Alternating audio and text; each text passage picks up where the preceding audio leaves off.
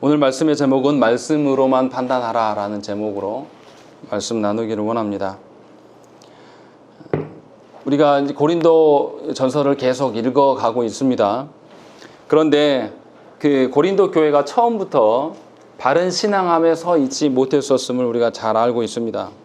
그래서 교회가 많은 은사가 있음에도 불구하고 성장하지 못하고 오히려 은사적으로 또 윤리적으로 도덕적으로 부패한 일들이 교회 안에 드러났습니다. 그것보다 더 심각한 것은 뭐냐면 바른 신앙의 부재로 말미암아서 고린도 교회가 그리스도로 인하여서 하나 된 공동체가 아니라 사람을 중심으로 인하여서 파당이 형성되었습니다. 그래야함에도 불구하고 바울은 이 고린도 교회를 하나님께서 거룩해 하셔서 세우신 공동체다라고 인정하면서 그들을 하나님의 기준으로 바르게 지도하기를 원했습니다. 그런데 문제는 뭐냐면 이 고린도 교회를 개척한 바울의 말을 듣는 것이 아니라 바울의 후임자였던 이제 아볼로나 게바에게 이들이 더 마음을 두고 있었고, 그냥 그들을 더 좋아하는 선에서 끝나는 것이 아니라 아볼로나 게바를 더 신뢰함으로 인하여서 바울에 대해서 오해를 더 많이 갖게 되었다라는 것이죠. 그래서 바울이 전한 복음, 그리스도 중심적인 십자가 복음에 대해서는 이들이 외면하게 되고 그 복음을 따르지 않게 되었다라는 것이죠. 그리고 바울 사도를 이 고린도 교회 성도들이 평가하고 정죄하기 시작했습니다. 그 일로 인하여서 이제 바울이 이들을 설득하고 바르게 지도하려고 해도 자기 자신의 어떤 그 신뢰성이 떨어지기 때문에 말씀을 전하기가 어려운 입장이 되었다는 것이죠. 그래서 오늘 본문에서 그리스도의 일꾼이 어떠한 것인가, 지금 고린도 성도들이 바울과 아볼로나 게바나 뭔가 차등이 있고 다른 존재인 것처럼 계속 판단하고 이해하고 있기 때문에 모두 다 같은 그리스도의 일꾼된 자이며 그 일꾼된 자를 성도들이 어떻게 바라봐야 될 것인가를 지금 고민하고 있는 말씀이 오늘 본문의 말씀입니다. 당시에 고린도에는 분명히 헬라 철학의 영향으로 말미암아서 뭔가 사람들을 설득하고 웅변적인 언어들, 그러니까 수사학이 굉장히 발달되어 있었습니다. 그런데 바울은 이러한 수사학의 기법들을 활용하지 않고 그냥 평범하게 말씀을 전했어요. 왜 그랬냐면 복음이 온전히 부각되기를 바랬다는 것이죠. 사람의 어떤 말 주변으로 인하여서 사람에게 현혹당하기보다는 온전히 복음의 가치가 드러나기를 원해서 바울은 온전히 복음만을 강조했습니다. 그것이 1장 17절의 고백인 것이고, 그리고 또 자신이 부각되는 것을 방지하기 위하여서 온전히 하나님의 영광만을 나타내기 위하여서 자기 자신의 약한 것들, 자기 자신의 고난, 수치 이런 것들이 도리어 복음으로 말미암아서 하나님의 영광을 드러내는 방편으로 쓰일 수 있다라는 믿음을 갖고 있었기 때문에 이것을 감추고 뭔가 자신의 사람됨의 어떠함을 드러내려고 하는 것이 아니라 자신의 수치와 고난의 모든 것들을 수치로 여기지 않고 다 오픈하였습니다. 그것이 2장 3절의 말씀이에요. 그렇게 해서 분명하게 바른 복음의 능력이 약한 것들을 강하게 하시는 하나님의 능력을 보여주기 위하여서 바울이 이렇게 설교하고 애썼다는 것이죠. 그런데도 불구하고 이 고린도 교회 성도들은 오히려 바울의 의중과 상관없이 바울이 이렇게 행하는 것을 무능력으로 보게 되었고, 기존의 헬라 사상으로 인하여서 어떻습니까? 강한 것이 옳은 것이다 라는 생각들을 이제 갖게 되었다는 것이죠. 이것을 탈피하지 않는 거예요. 분명히 이 세상 질서로는 그 말이 맞아요. 강한 것이 옳은 것이다 이렇게 말하는 것이 세상의 질서지만, 이제 예수 그리스도로 말미암아서 이 세상에서 전 우주에서 가장 강력한 것이 복음이다 라는 것이 그들 안에서 고백되어져야 되는데 여전히 그런 방식으로 교회를 이뤄가지 않는다라는 것이죠. 그리고 바울이 전했던 그 십자가의 복음을 이들이 믿지 않기 시작한 것이죠. 고난받는 것, 하나님으로 말미암아서 복음 때문에 약해지고 고난받는 것에 대해서 이들이 싫어하고 도리어 화려하고 멋진 수사학을 활용하는 아볼로와 바울이 뭔가 차이가 구별되는 하나님의 일꾼인 것처럼 이들이 판단하고 경멸하기 시작했다는 것이죠. 그래서 바울은 복음의 가치를 드러내기 위해서 자신의 신뢰를 회복할 수밖에 없는 것입니다. 그래서 이 하나님의 비밀을 감당하는 사역자들이 하나님 앞에서 어떻게 서야 될 것들을 먼저 언급한 다음에 그 사역자들을 또 성도들이 어떻게 바라봐야 되고, 그래야 해서 온 성도가, 사역자나 성도들이나 다 하나님 앞에서 성도이기 때문에, 하나님의 백성이기 때문에 어떻게 교회를 세워가야 될 것들인가를 지금 4장 전체에서 설명을 하고 있습니다. 그런 점에서 저와 여러분들이 굉장히 중요한 메시지를 우리에게 주고 있음을 보셔야 된다는 것이죠. 우리가 교회를 이뤄감과 우리의 성도됨과 또 우리가 살아가는 판단의 근거가 어디에 있는가를 오늘 본문을 통해서 분명히 확인할 수가 있다는 것입니다. 먼저 우리 1절을 한번 읽어보시겠습니다. 1절 읽겠습니다. 시작.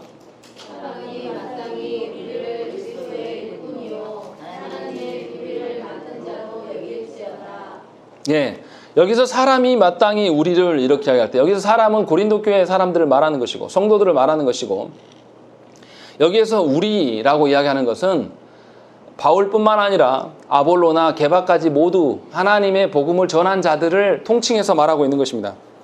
그래서 이 아볼로나 나 바울이나 다 그리스도의 일꾼이다 라고 이야기를 하고 있는 것이에요. 그리스도의 일꾼 이야기할 때 이제 우리는 뭔가 집안에서 종을 부리지 않기 때문에 이 개념이 약간 약화될 수가 있는데, 종을 부리는 것을 상상을 해보시면 됩니다. 종이 누구의 말에 움직입니까? 주인의 말에만 움직여요. 종들끼리 의논해가지고 종들끼리 투표해서 다수결로 결정해서 하는 일은 없습니다. 무조건 주인이 말하는 대로 움직일 수밖에 없는 그런 존재들이다라는 것을 지금 1절에서 이야기를 하고 있습니다. 그래서 그리스도의 일꾼이다라고 이야기하는 거죠.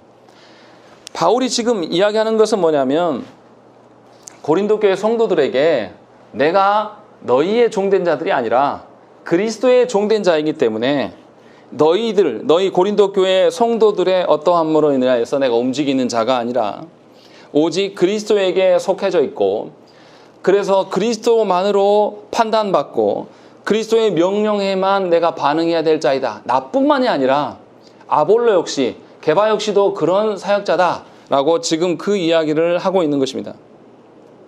그런데 고린도 성도들의 관심사는 뭐라고 했습니까? 누구를 중심으로 파당을 짓는 것이 훨씬 더 중요했습니다. 내가 속한 것이, 내가 아볼로를 따르는 것이 중요한 것이냐, 내가 게바를 따르는 것이 중요하냐, 내가 바울을 따르는 것이 중요하냐, 아니면 나는 그리스도를 따르겠다. 여기서 정말 그리스도를 따른다는 그 의미가 아닙니다. 사람 예수에 대한 이야기를 하고 있는 거죠.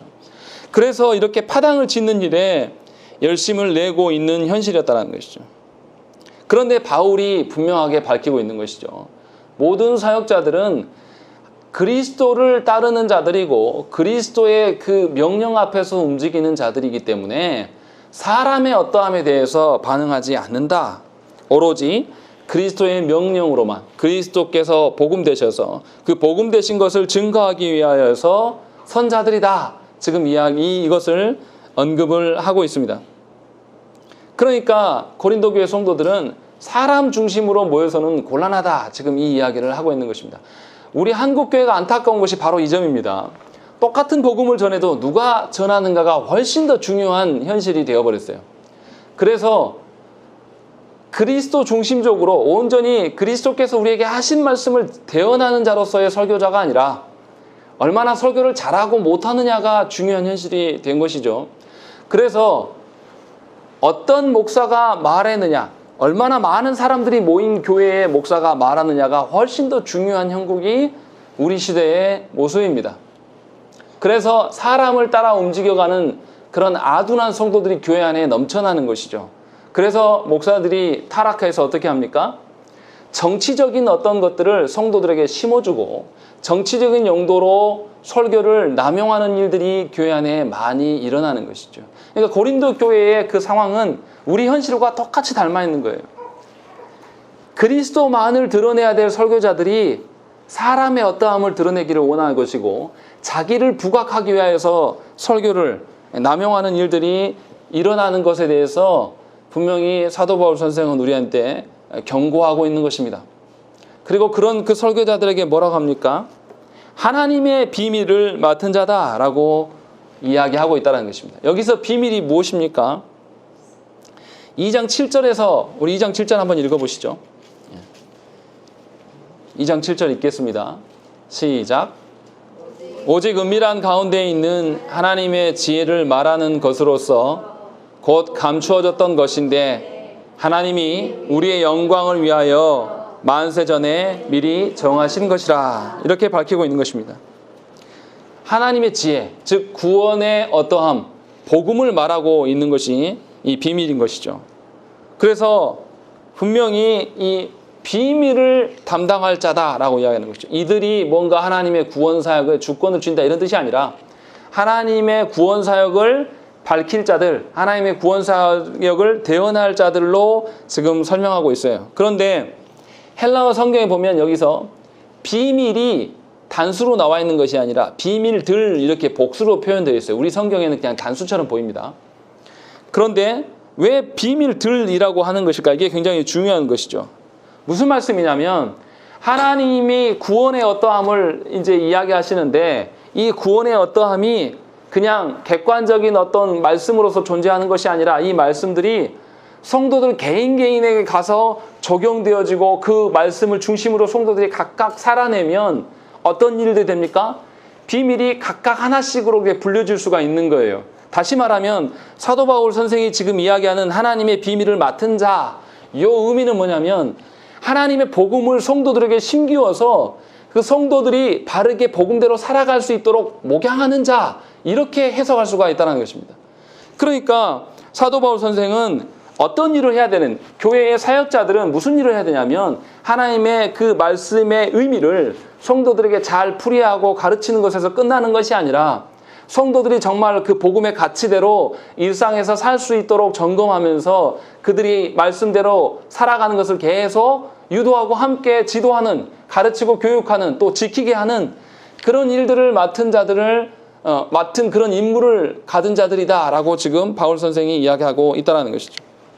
그렇기 때문에 이 복음을 선포해야 되는 이 교회의 사역자들은 하나님의 말씀에 민감하게 반응할 수밖에 없는 것이죠. 말씀을 그냥 추상적으로 아는 것에서 끝나는 것이 아니라 이 말씀이 성도들의 삶에 어떻게 적용되어졌을 때 어떤 반응들이 일어나고 거기에서 오류는 어떤 것들이 일어나고 이런 것에 능숙할 수밖에 없는 것이죠. 그러려면 하나님의 말씀에 능숙해져야 될 수밖에 없는 것이에요. 하나님의 말씀에 민감하게 반응할 수밖에 없는 거예요. 자신의 어떤 그 목회자의 자신의 어떤 인간적인 것이나 목회자의 어떤 능력의 어떠함, 목사의 어떤 스펙이나 학력으로 인하여서 뭔가 목양할 수 있다 그런 뜻이 전혀 아니라는 것이죠. 순전히 삼위 하나님께 의탁하고 성령님께서 지도하시는 것을 의존하면서 걸어갈 때에 거기 안에서 목양이 이루어져 간다는 것이에요. 그러니까 이 사도 바울 선생은 성도 한 명 한 명을 목양해 갈 때마다 누구의 평가가 중요한 것입니까? 삼위 하나님의 평가와 기준이 훨씬 더 중요할 수밖에 없어요. 사람들이 목사에게 찾아와서 목사님 설교가 어떻습니다, 저떻습니다 이런 게 중요한 게 아니고 하나님의 말씀대로 하나님의 기준대로 바르게 선포하였고 그 말씀들이 성도들이 바르게 먹고 있는가, 이런 관점이 사역자에게는 가장 중요한 기준일 수밖에 없다라는 것이에요. 이것을 적용해서 말씀드리면 설교자는 성도들의 반응보다는 하나님의 말씀대로 바르게 증거하는 것이 1차적인 목적이 되어야 되는 것이고 그것에 의해서 판단받아야 됩니다. 그것이 아니고 사람들의 인기나 사람들의 어떠함으로 반응하기 시작하면 더 이상 설교자일 수가 없는 것이고 오늘 말씀에 있는 것처럼 하나님의 비밀을 맡은 자일 수가 없다는 것입니다. 정리하면 하나님께서 말씀하신 복음들이 모든 성도들에게 바르게 적용돼야 되고 전달돼야 되고 적용돼야 되고 또 고린도 교회 성도들 모두가 하나님의 말씀대로 살아 움직이는 일들이 있어져야 됨을 1절에서 이야기하고 있다는 것입니다. 그러니까 사역자들을 그렇게 바라봐야 되고 성도들도 그런 목적으로 강서를 들어야 돼요. 설교를 들어야 되는 것이죠. 그렇지 아니하면 아무런 의미가 없어지는 거예요. 교회됨이나 우리가의 정체성이 무엇이냐라고 이야기했을 때 의미가 없어진다는 거예요. 그런데 놀라울 정도로 우리 시대의 교회 모습은 어떻습니까? 교회를 정함에 있을 때에 말씀이 가장 1순위인 성도들이 과연 몇이나 됩니까? 많지 않다는 거예요. 각 성도들의 취향이나 각 성도들이 익숙한 방식으로 하나님의 교회들을 결정하고 교회를 바라보는 그 기준들이 우리 가운데 아주 이상한 방식으로 드러나 있어요. 이것에 우리가 현혹돼서는 안 된다는 것입니다. 분명하게 하나님께서 바라보시는 어떤 그 교회의 기준들, 말씀의 기준들이 저희 안에 있어야 되는 것이죠. 그리고 이렇게 하나님의 비밀을 맡은 이 사역자들에게, 설교자들에게 요청하는 것이 뭐냐? 2절 읽어보시면, 그리고 맡은 자들에게 구할 것은 충성이니라 라고 이제 말씀하고 있는 것이죠. 이 충성은 목회자들에게만 요청하는 것이 사실은 아니에요. 말씀의 적용이 모든 성도들에게 있어야 되기 때문에, 그래서 비밀들이라고 말씀하신 것처럼 분명하게 모든 교회를 향해서 충성을 요구하고 계심을 저와 여러분들이 분명히 아셔야 된다는 것이죠. 물론 먼저 부름받은 자들, 사도들이 먼저 하나님께서 명하신 하나님의 비밀을 복음을 위하여서 충성스럽게 헌신하여서 바르게 선포돼야 되는 것이 전제돼야 됩니다. 그리고 복음 앞에 신실하게, 성실하게 서 있는 그 신실성이 사역자들 안에 드러나야 돼요. 그런데 이러한 충성됨, 이런 신실성이 사람 앞에 드러나는 것은 합당하지 않다는 것이죠. 분명히 목사는 하나님께 신실해야 됩니다. 하나님의 말씀을 바르게 전함에 대해서 신실해야 돼요. 다른 무엇보다도 사람이 듣기 좋은 어떠한 그런 설교자가 되는 것이 아니라 하나님 보시기에 합당한 말씀을 전하려고 예를 써야 된다는 것이죠. 왜 이렇게 해야 됩니까? 하나님께 신실한 자가 사람에게도 신실할 수가 있는 것이에요. 그런데 어떻게 된 것인지 교계에서 사람에게 신실한 자가 하나님께도 신실할 수 있다, 이거 뒤집는 말들을 하고 있어요. 이거는 반기독교적이고 하나님을 모욕하는 것입니다. 분명하게 우리 모두는 하나님께 신실했을 때에 사람에게도 신실할 수가 있는 것이지, 사람에게 성실했다고 해서 하나님께 성실할 수 있다, 이것은 절대 불가능한 것이죠. 왜 그렇습니까? 하나님께서 성도들을 사랑하시는데요, 어떤 방편으로 사랑하십니까?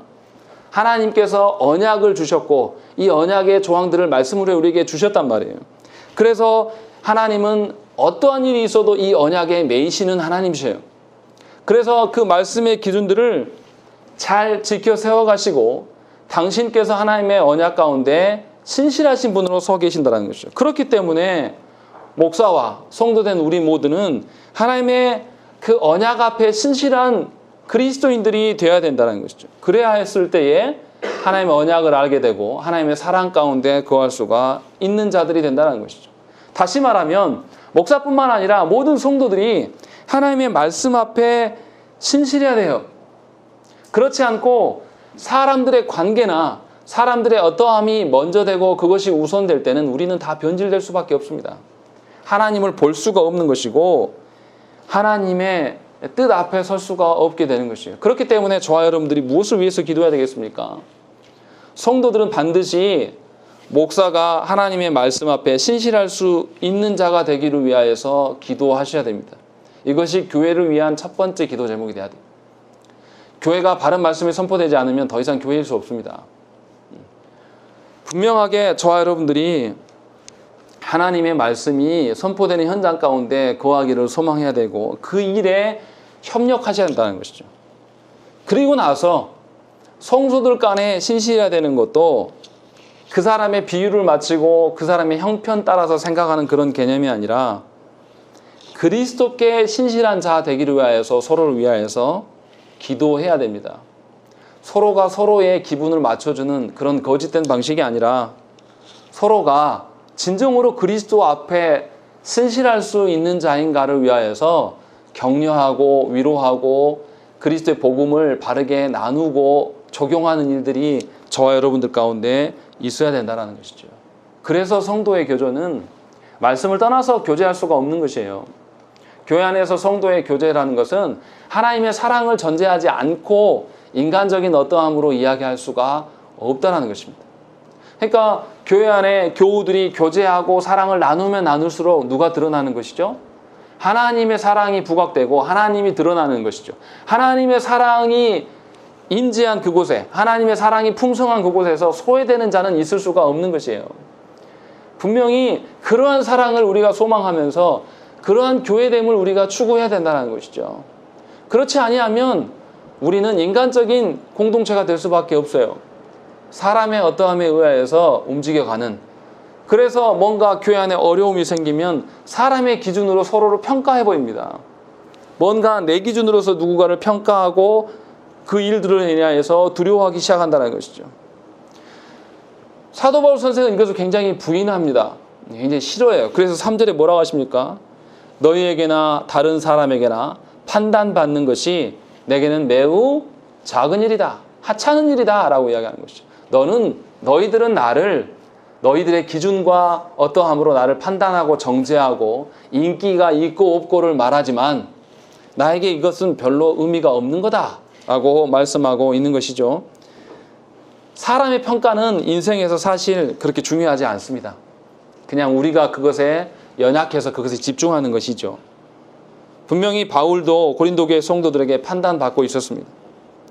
하지만 바울은 고린도 교회 성도들이 자신을 무시하고 자신의 말을 들어주지 않는 것에 힘들어하는 것이 아니라 자신이 전한 복음이 훼손되고 자신이 전한 복음이 그들에게 심겨지지 않은 일로 안타까워 여기면서 지금 반응하고 있는 것이죠. 이것을 우리가 잘 구별해야 되는 것입니다. 그리고 나서 3절에 끝부분에 뭐라고 합니까? 나도 나를 판단하지 아니한다. 이거 자칫 잘못 들으면 어떻게 들립니까? 교만하게 들릴 수 있어요. 아주 잘난치 않은 인간이구나 이렇게 보여줄 수 있는데 이것은 우리 번역상의 실수예요. 이런 의미가 아니라 나도 나를 내가 스스로 평가하지 않는다. 그 평가를 내가 신뢰하지 않는다. 요 이야기를 하고 있는 거예요. 내가 저도 목사지만요. 목사가 함정이 있습니다. 목사가 매번 설교를 하잖아요. 날마다 하루도 안 빠지고 계속 설교를 하니까 목사들이 갖고 있는 것 중에 오류가 뭔지 압니까? 저도 그런 경향이 있어요. 내 설교가 어떻다? 좀 괜찮다. 이렇게 착각 속에 빠지는 거예요. 왜냐하면 객관적일 수가 없어요. 평가를 받고 진단을 받아야 되는데 그런 장이 없습니다. 그리고 실제로 제가 THM 할 때 유해무 교수님 밑에서 그런 거를 했어요. 한 명의 설교자가 본문을 준비해서 오면 거기에 모인 30여 명 되는 설교자들이 그 설교를 듣고 비평을 했습니다. 저 설교하고 지적상을 27가지 받았습니다. 그렇게 한번 받아보면 어떻게 될 것 같습니까? 여기 앞에 저 나와서 설교하고 1시간 동안 토론하고 비평을 받아요. 정말 죽을 맛입니다. 한 학기에 2번씩 했거든요. 그날 되면요 잠을 못 자요. 이 수치감이 말로 설명이 안 됩니다. 근데 성도들이 그렇게 할 수 있거든요. 근데 우리 한국교회는 그걸 허용하지 않습니다. 그렇게 서야지 이게 하나님 앞에서도 면하게 설 수 있는 훈련이 되는 거예요. 그런데 우리가 그렇지 않는다라는 것이죠. 그래서 자기 함정에 빠지는 거예요. 사도 바울이 이것을 경계하는 것이에요. 자기 자신을 자기가 판단하는 것이 무가치하다. 의미가 없다. 지금 그 이야기를 하고 있는 거예요. 다시 말하면 사도 바울이 지금 하고 싶은 이야기는 뭐냐면 모든 사람의 판단, 모든 사람의 기준으로 의하여서 판단하고 정죄받는 것이 그게 무슨 의미가 있냐? 지금 이 이야기를 하고 있는 것이죠. 내 기준이나 너희들의 기준이나 그 기준들로 사람의 기준으로 인하여서 무엇을 판단하고 정죄하는 것이 무슨 의미가 있느냐라고 이야기를 하는 것이죠. 모든 사람들에게 판단의 기준이 무엇입니까? 아직 회심하지 못한 자들이나 회심한 사람들이나 모두에게 있는 것이 뭐예요? 사람의 양심입니다. 그래서 모든 사람들이 양심에 의하여서 생각하고 판단 짓는 행동들을 많이 행동해요. 그러나 그 양심까지도 하나님 앞에서는 가치가 없다라고 바울 선생은 이야기를 하고 있는 거예요. 왜 그렇습니까? 그 양심마저도 뭐에 물들었어요? 죄로 물들어 있어요. 죄로 물들어 있어서 우리 양심에 근거한 우리의 판단들이 기울어져 있다는 것이죠. 신뢰할 수 없는 그런 것이라는 거죠. 그래서 사람이 자기 스스로 뭔가를 판단하고 자기 스스로 위안하는 것, 이런 것에 대해서 분명히 바울이 위험하다. 이것에 대해서 정죄하고 있는 것입니다. 그래서 우리 스스로가 내 양심의 어떠함에 의하여서 나는 떳떳하다 이렇게 말하는 것은 합당하지 않아요. 양심의 어떠함으로 하나님의 기준의 어떠함을 말해서는 안 된다는 것입니다. 우리의 양심의 어떠함으로 하나님의 영광을 드러내고 하나님을 높일 수 있겠습니까? 그럴 수 없다는 것이죠. 도리어 반대로 하나님의 기준으로 인하여서 우리의 양심이 진단받아야 돼요. 하나님의 기준으로 인하여서 우리 자신이 판단받아야 되는 것이죠. 이것을 우리에게 적용하면 이런 것이죠. 이런 기준으로 설명하면 남의 말이 뭐가 중요합니까? 전부 죄로 물든 양심의 기준으로서 나에게 말하는 거예요.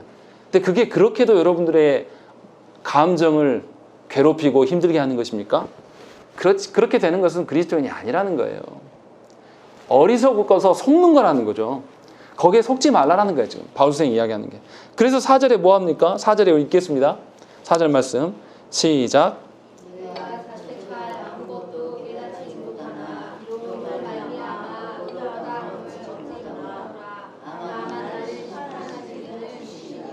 예, 내가 자체가 아무것도 깨닫지 못한다라는 것은 뭐냐면 자신의 판단 기준이 무가치하고 무의미하다. 지금 그 이야기를 하고 있는 것이고, 그렇기 때문에 양심으로 말미암아서 자기 스스로 어떤 판단함으로 말미암아 하나님 앞에 의롭다함을 얻을 자가 아무도 없다.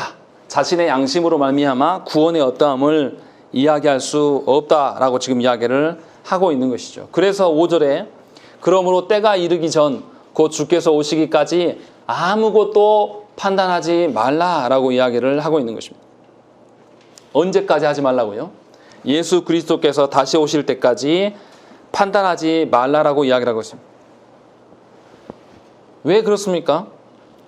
주인 대신 예수 그리스도께서 마지막 날 오셔서 우리를 판단하실 거예요. 그런데 그 판단이라는 것이 우리가 살아온 모든 날들에 대한 판단을 하실 거란 말이죠. 그러니까 여기 지금 현재 우리끼리 모여서 누구는 뭐가 어떻고 누구는 좋고 무엇이 옳고 누구는 그러다 막 우리끼리 이렇게 판단하는 거 의미가 없는 거예요. 우리 학교에서 어떻습니까? 지영아, 시험 보고 나면 뭐하지? 놀아? 시험 끝나자마자 뭐하지? 나와서 답 맞추기 하잖아요. 답 맞추기. 서로가. 예. 막 네가 맞았네 내가 맞았네 막 해요. 쉬는 시간에 다음 시간 시험 준비하면 좋겠는데 저도 그런 짓 많이 했습니다. 근데 그렇게 하면 그게 의미가 있습니까 없습니까? 답안지 나오면은 다 필요 없는 거예요. 그런데 거기서 막 이야기해요. 네가 맞았네 내가 맞았네 자기들끼리 막 답하면서 어떻게 합니까? 더 맞은 애는 좋아하고 못 맞은 애는 막 근심하면서 이렇게 살아가요. 이게 저와 여러분들의 삶의 모습이에요. 하나님 앞에서 분명히 하나님께서 우리를 다 판단해 주실 거예요. 그런데 우리 지금 벌써부터 미래의 일들을 끄집어와서 어떻게 해요? 우리가 주인 되어서 우리가 판단하면서 우리 인생을 논합니다. 그래서 어떻게 합니까? 어떤 사람은 자신의 인생을 보면서 너무나 탁월해 하면서 자만하기도 하고, 또 어떻게 합니까? 어떤 사람은 자신의 인생이 힘이 없고 연약하고 초라하니까 거기에 갇혀가지고 남의 말에 짓눌려가지고 스스로 자격지심을 띠고 살아가는 그런 인생들이라는 것이죠. 얼마나 이게 무가치하고 의미 없는 것인가 지금 바울 선생이 설명해주고 있는 거예요. 그렇기 때문에 오직 주님의 판단만을 바라보고 우리가 살아가야 된다는 것이죠. 주께서 나를 판단하시기 전까지 우리는 어떤 존재입니까? 우리 누구로 말미암아 의롭게 되었어요? 예수 그리스도로 말미암아서 우리가 의롭게 된 자들이에요. 아니 세상에 어떠한 것보다 삼위 하나님께서 우리를 뭐라고 인정하신 것이죠? 의로운 자다 칭의하셨잖아요. 그 기준으로 우리는 살아가면 되는 거예요. 늘 나를 점검하면서 예수께서 보시는, 예수께서 말씀하시는 그 의의 기준으로 내가 합당한 것인가를 집중하면 되는 것이지, 그렇지 않은 일들에 대해서 우리가 생각하는 것은 하나님의 의로운 기준을 무시하는 거예요. 하나님의 의로운 기준을 오히려 약화시키는 결과밖에 아니라는 것이죠. 그래서 주님이 오실 때까지 현재 우리가 판단해야 될 그 기준들은 오직 말씀 안에 있는 것뿐이라는 것이죠. 그래서 남에 대해서 내가 판단하는 것이 정말 100% 옳은 것이냐 장담하기 어렵다는 거예요. 그래서 우리가 볼 때에, 우리가 지금 우리의 기준으로 봤을 때 형편없는 수준의 사람이 나를 괴롭게 하고 나를 힘들게 하는 것이 진짜 괴로운 것이냐 이렇게 되물을 수 있어야 되는 거예요. 나에게 지금 처해져 있는 이 상황과 현실이 정말로 내 목숨을 위태롭게 하고 나의 존재됨을 위협하는 뭐 그런 것이냐, 그런 것이 아니라면 별로 그렇게 중요한 것이 아니라는 것이죠. 지금 사도 바울 선생님이 지금 그 이야기하고 있는 거예요. 그래서 지금 당장 내 기준이 가장 가치 있고 의미롭다라고 생각하는 사람들은 가장 어리석은 사람들이에요. 그러니까 성장하지 못하는 사람들의 특징이 뭡니까? 자신 안에 갇혀 지내는 거예요. 자신이 해왔던 일에, 자신의 능숙한 일에만 머물러 있는 사람들이 성장하지 못합니다. 자신의 가치를 털어내고 오히려 자기 자신을 하나님의 입장에서 자기 자신을 볼 수 있고 그렇게 보기를 소망하고 하나님께 내어 맡기는 자들, 이런 자들이 하나님 앞에 설 수가 있는 것이에요. 우리 스스로가 우리 자신을 바라보면서 호언장담하는 것이 얼마나 불쌍한 것입니까? 어떤 목사가 언론에 나와서 우리 교회 성도는 뭐 어때야 된다. 이게 무슨 창피입니까? 목사가 담아야 될 말도 아니에요. 그 내용들 단어 하나를 보면. 그래서 그 목사 별명이 돼버렸잖아요. 그게 얼마나 창피한 거예요. 그리고 하나님 앞에서 어느 누구가 호언장담할 수 있습니까? 호언장담할 수 있는 인간은 아무도 없어요. 이것을 하나님께서 마지막 날에 우리에게 물으시고 판단하실 거라는 거죠.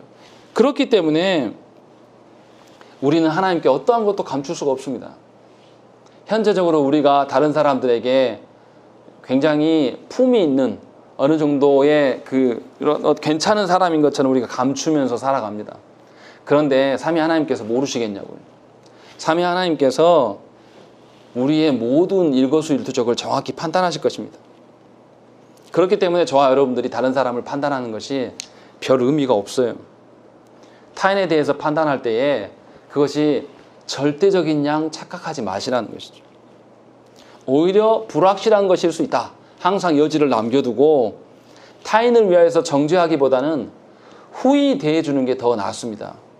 왜요? 주께서 어떻게 평가하실지 모르기 때문에. 오히려 그 사람을 더 긍정적으로 바라보시고, 그렇지 못할지라도 오히려 더 그 사람에게 대해서 후한 평가를 해주시는 게 훨씬 더 하나님 앞에 덜 부끄러울 수가 있다는 거예요. 그래서 우리가 그 사람이 교리적으로 말씀의 어떤 기준적으로 연약할 수 있어요. 그러나 하나님께서 이 사람이 바꾸시면 한순간에 바꿀 수 있잖아요. 그런 여지를 그 영혼들에게 계속 남겨놔야 돼요.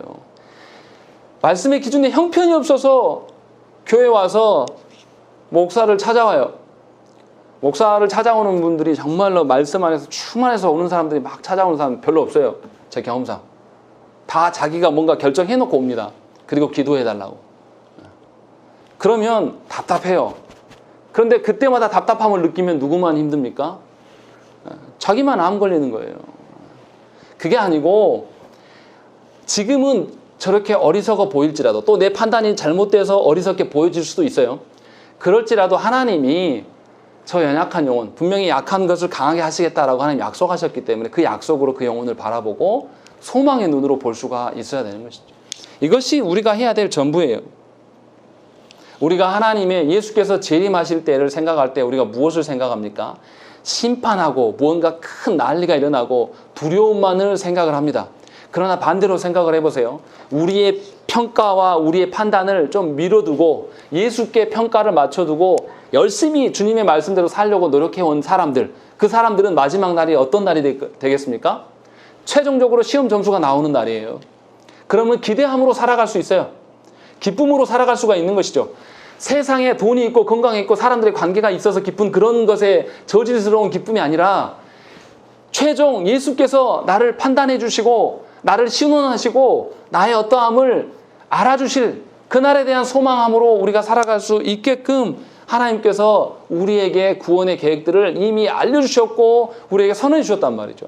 그렇기 때문에 저와 여러분들이 하나님의 어떠함을 두고 살아갈 수가 있어야 한다는 거죠. 사도 바울 선생님이 그래서 5절에서 끝 말미에 뭐라고 하십니까? 그때에 각 사람에게 하나님으로부터 뭐가 있다고요? 칭찬이 있으리라 라고 말씀해요. 절대로 심판이라고 말하지 않습니다. 하나님이 칭찬이 있을 것을 너희가 염두에 두고 살아가라 라고 이야기하는 것이죠. 이 말을 아무에게나 하는 게 아니에요. 성도된 자들에게 그리스도께서 그들을 거룩하게 만들어 놓고 성령 하나님께서 그들을 지도하셔서 삼위 하나님의 구원의 그 언약 속에서 걸어가는 그 자들에게만 지금 이 말씀을 하고 있는 것이에요. 그렇기 때문에 저와 여러분들이 소망이 있는 거예요. 나의 어떠함으로 내 인생의 종지부를 찍는다고 했으면 우리 중에 소망이 있는 자가 누가 있겠습니까? 그게 아니고 그리스도께서 이루신 그 의로움, 또 우리가 판단하지 못하는 더러운 양심을 갖고 있기 때문에 성령 하나님께서 우리 가운데 내주하셔서 판단해 주시는 그 판단, 그것도 부족하여서 말씀으로 우리에게 기준들을 계속 제시하시면서 말씀의 기준으로 우리에게 판단케 하시는 그 판단, 이것이 우리 안에 있기 때문에 우리가 소망을 품고 걸어갈 수가 있다는 것이죠. 하나님께서 이러한 기쁨을 우리에게 주고 계신다. 그런데 왜 이것을 활용하지 못하냐? 고린도 성도들에게 이것을 활용해라 라고 이야기하면서 바울 선생이 이야기를 하고 있는 것이죠. 절대로 바울이 자기 자신을 알아주라, 자기 자신의 사랑과 자기 자신의 어떤 헌신과 이런 것을 이야기하지 않습니다. 온전히 삼위 하나님의 복음과 삼위 하나님이 주시는 그 기쁨이 무엇인지를 그들에게 전달하기 위하여서 지금 이 말씀을 하고 있는 것입니다. 로마서 4장 5절 말씀에 이를 아니할지라도 경건하지 아니한 자를 의롭다 하시는 이를 믿는 자에게는 그의 믿음을 의로 여기신다. 이렇게 말씀하고 있는 것입니다. 우리가 그렇게 살지 못했어도 예수 그리스도의 의롭다 하심을 믿는 자, 그것만으로도 하나님께서는 믿는 자로 인정해 주시고 구원의 어떠함을 그에게 베푸실 것이다 라고 이야기해요. 얼마나 이익입니까? 얼마나 이득인 거예요. 그런 것들을 하나님께서 우리에게 주고 계신다는 것이죠. 그러니까 저와 여러분들의 삶의 어떠함, 살아온 족적의 어떠함으로 인하여서 우리 구원이 되고 안 되고 되지 않는다라니까요. 이미 그리스도의 의로 말미암아 우리의 구원은 정해져 있어요. 그리고 나서 하나님의 칭찬의 어떠함을 논하기 위하여서 우리의 삶을 확인하시겠다는 거죠. 그런 관점이 저와 여러분들 가운데 있어야 되는 거예요. 그렇게 되면 더 이상 나를 신뢰하지 않습니다. 더 이상 내 삶의 어떠함에 대해서 살아가지 않는다라는 것이죠. 로마서 6장 11절에도 이와 같이 너희도 너희 자신을 죄에 대하여는 죽은 자요 그리스도 예수 안에서 하나님께 대하여는 살아있는 자로 여길지어다 라고 분명하게 말씀하고 있는 거예요. 그렇기 때문에 여러분들의 가정과 여러분들의 삶의 어떠함 때문에 신음하고 괴로워하지 마시라는 거예요. 하나님의 어떠한 것 가운데 하나님께서 이미 세우시기로 예정해 놓으셨어요. 얼마나 감사합니까? 우리에게 맡겨둔 것이 아니라 우리의 구원을 삼위 하나님께서 이미 다 이루셨다니까요. 앞으로 또 이루어 가실 것이고 앞으로 그걸 또 판단해 주시고 우리에게 평가해 주실 거예요. 그러니까 죄에 대하여서 죽으라는 거예요. 하나님에 대해서는 살아있는 자로 서라고 권면하고 있는 것입니다. 그렇기 때문에 모든 성도들은 절대로 자신의 능력을 의존하지 않게 되는 것입니다.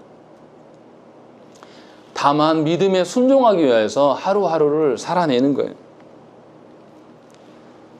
하나님께서 우리를 칭찬하시면 우리의 어떠한 때문에 칭찬한 것이 아니라 예수 그리스도의 의로 말미암아서 우리를 칭찬하시겠다. 지금 이것을 약속하고 계신다는 것이죠.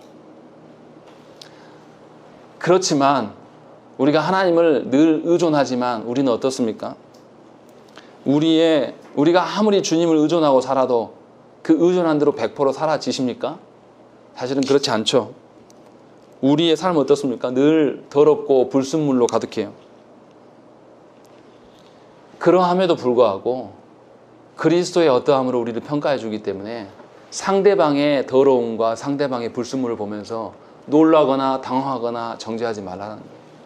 그리스도께서 나를 바라보신 것처럼 우리의 옆 지체들도 그렇게 바라보실 거란 말이죠. 우리 중에 아무리 죄를 짓는 자라 할지라도 우리 중에 내 속을 썩이고 내 속을 문드러지게 했던 그 사람일지라도 그리스도의 의로 말미암아서 그의 어떠함을 하나님께서 논하실 거라는 거죠. 그렇기 때문에 저와 여러분들이 오로지 삼위 하나님을 의존하면서 주님 앞에 순종하기를 애쓰는 것을 구해야 되는 것이죠. 그리고 우리가 살아가는 것이 두려움과 고난의 연속, 괴로움의 연속이 아니라 소망의 연속일 수밖에 없는 것이고 기쁨의 연속일 수밖에 없는 것입니다. 그러니까 하나님께서 우리에게 은혜를 베푸셔서 구원받게 하셨습니다. 또 마지막 날에 은혜로 말미암아 우리에게 상 주신다고 약속하신 것이죠. 그러니까 우리는 서로를 바라보면서 뭐를 발견하면 되는 것입니까? 하나님의 은혜를 발견하면 되는 거예요. 아, A 집사님에게 이렇게 하나님의 은혜를 주셔서 저 집사님의 그 역경과 미련함과 불순물처럼 보이는 그 죄의 문제들을 하나님께서 다 바꿔놓으셨구나. 그 집사님의 그 은혜가 그 집사님에만 있는 것이 아니잖아요. 나에게도 동일한 기준으로 하나님 바라보고 계셔요. 그렇기 때문에 저 가정에 저 집사님의 일들이 곧 나의 위로가 되고 나의 소망이 되는 거예요. 그렇기 때문에 우리가 성도의 교제, 성도의 하나됨을 경험할 수가 있는 것입니다. 그렇다면 신자는 어느 누구도 판단해서는 안 됩니까? 판단해야 될 때가 있습니다. 어쩔 때 판단해야 됩니까? 서로를 말씀의 기준으로 권면할 때는 무조건 판단해야 됩니다. 하나님의 말씀의 기준으로 우리가 살려고 애를 쓰지만 우리가 딛고 살아가는 땅이 어떤 땅입니까? 거룩하고 깨끗하고 오류가 하나도 없는 그런 땅인가요? 그렇지 않죠. 늘 오류가 많고 늘 거짓이 난무하는 그 땅에 우리가 살아가기 때문에, 죄 가운데 살아가기 때문에 우리는 서로를 말씀의 기준으로 권면하고 반드시 권징을 해야 됩니다. 교회가 그래야 되는 것이죠. 바르게 교정하기 위해서는 반드시 판단을 해야 돼요. 근데 그 판단의 기준이 무엇이어야 된다고요? 하나님 말씀만 기준이 돼야 되는 것입니다. 그러니까 성도는 복음으로 다른 사람을 바라보고 평가해야 되는 것이죠. 복음을 떠나서 평가하는 것은 하나님 앞에 교만한 것이에요. 다시 말하면 목양하는 목적이 뭡니까? 나와 친해져서, 목사가 목양하는 목적이 나와 친해져서 내 양떼를 내 사람 만들기 위해서 목양하는 것이 아니에요. 그건 아주 나쁜 인간입니다. 그것이 아니고 하나님의 말씀의 기준으로 목양하려고 애쓰면서 살아가야 돼요. 그리고 성도들 역시도 누가 말씀을 전하느냐가 중요한 것이 아니라 하나님의 말씀이 증거되는 것으로 인하여서 위로받고 삼위 하나님으로 말미암아 소망함이 드러나야 돼요. 그러할 때 어떤 일이 일어나겠습니까? 목사가 떠나가도 교회가 요동하지 않는 구조가 되는 거예요. 정말 삼위 하나님이 주인 되시는 그런 교회가 되는 것이에요. 그것을 저와 여러분들이 지금부터 훈련하면서 살아가는 것입니다. 왜 한국 교회가 리더십이 바뀔 때마다 난리가 나고 분쟁이 일어나고 교회가 힘들어집니까? 우리가 잘못 걸어온 거예요. 눈에 보이는 사람을 의존하면서 하나님의 기준 안에서 철저히 살아가지 못했던 거예요. 이런 현실을 보면서 우리가 괴로워하고 어떻게 할고 이렇게 할 게 아니라 삼위 하나님께서 우리를 여전히 지키고 계시기 때문에 그 지키심을 의존하면서 그것을 우리의 것으로 만들어야 돼요. 그래서 저와 여러분들이 분명하게 매일매일 말씀으로 우리 자신을 검증하면서 하나님께 살아가는 것이죠. 판단하면서 살아가는 거예요. 단 말씀으로만요. 다른 것이 아니라 말씀으로만 나를 바라보면서 우리가 살아가야 되는 것이죠. 반대로 생각하면 그렇기 때문에 성도들에게 말씀의 기준들이 가장 중요한 것이에요. 교회의 교회됨의 가장 큰 것이 강설이, 이 설교가 정말로 하나님의 말씀의 기준대로 바르게 선포되는 것인가, 이것에 대해서 우리가 말씀을 전하는 자나 말씀을 듣는 여러분들도 예민하게 반응해야 되는 것이에요. 그래서 우리가 어떤 구조가 돼야 되냐면, 설교가 끝나고 나면 혹여나 목사가 실수로 잘못 전할 수도 있고 이 성경에 대해서 주의를 잘못해서 다르게 전할 수도 있어요. 그러면 그것에 대해서 묻고 질문하고 답할 수 있는, 너무나 그것이 우리에게 존재됨의 가장 중요한 것이다 라는 것을 서로가 인정할 수 있는 그런 분위기가 구성이 돼야 되는 것이죠. 이것이 교회됨입니다. 그래서 말씀의 기준으로 인하여서 목사도 평가받기를 즐거워하고 성도들 역시도 말씀의 기준으로 정말로 목사님이 말씀대로 증거하시는가 잘 바라보면서 설 수 있는 구조로 나아가야 되는 것이죠. 그래서 우리 가운데 오가는 대화의 모든 내용이 하나님의 말씀이 기준이 되어야 되는 것입니다. 그래서 말씀의 기준들로 우리를 서로를 바라봐주고 서로를 격려해주고 끌어주고 서로를 보듬어주는 형태가 교회됨이라고 말씀하고 있다는 것입니다. 그러니까 우리가 교회됨을 이야기할 때 인간적인 어떠함으로, 인간적인 어떤 잘해줌과 친해짐 어떤 이런 것으로 교회됨의 훈훈함을 느끼는 것은 우리의 큰 착각입니다. 그것은 말씀으로 우리 자신을 판단하는 것이 아니에요. 뭘로 판단하는 것입니까? 사람의 어떠함, 우리의 해왔던 익숙한 어떠한 것들로 판단하는 것뿐이라는 것입니다. 그러니까 저와 여러분들이 분명하게 우리가 완벽하기 때문에, 완벽하게 거룩한 공동체이기 때문에 하나님 부르신 것이 아니에요. 늘 부족 가운데 있지만 누가 우리를 완벽히 하십니까? 삼위 하나님께서 우리를 회개케 하시고 말씀의 기준으로 우리를 늘 새롭게 해 가시기 때문에 우리가 거룩한 공동체라고 불리움을 받는 것입니다. 그러니까 저와 여러분들이 서로를 어떻게 바라보고 내 자신을 어떻게 바라보실지를 말씀에서 찾으셔야 돼요. 그리고 그것이 우리 안에 충만해지기를 기도해야 되는 것입니다. 그리고 우리가 그것에 능숙해질 때에 세상 사람들이 하나님을 알아보기 시작합니다. 아, 정말로 교회는 다른 존재들이구나. 하나님의 자녀들은 세상의 어떠한 기준으로 사람을 대하지 않는구나. 하나님의 사랑이 바로 저런 것이구나 라는 것들이 우리 안에서 누려질 수가 있다는 것입니다. 그러면 우리가 지금 고민하고 있는 것들, 내가 어떻게 말하면 우리 자녀가 신앙생활 할까? 내가 어떻게 잘해주면 저 자녀가, 이런 고민 안 하게 돼요, 더 이상. 그러니까 우리의 살아가는 방향성을 달리 하시라는 것이죠. 뭐로요? 오직 말씀의 판단으로. 그러한 은혜가 저와 여러분들에게 항상 충만하기를 간절히 축원합니다. 우리 함께 기도하시겠습니다.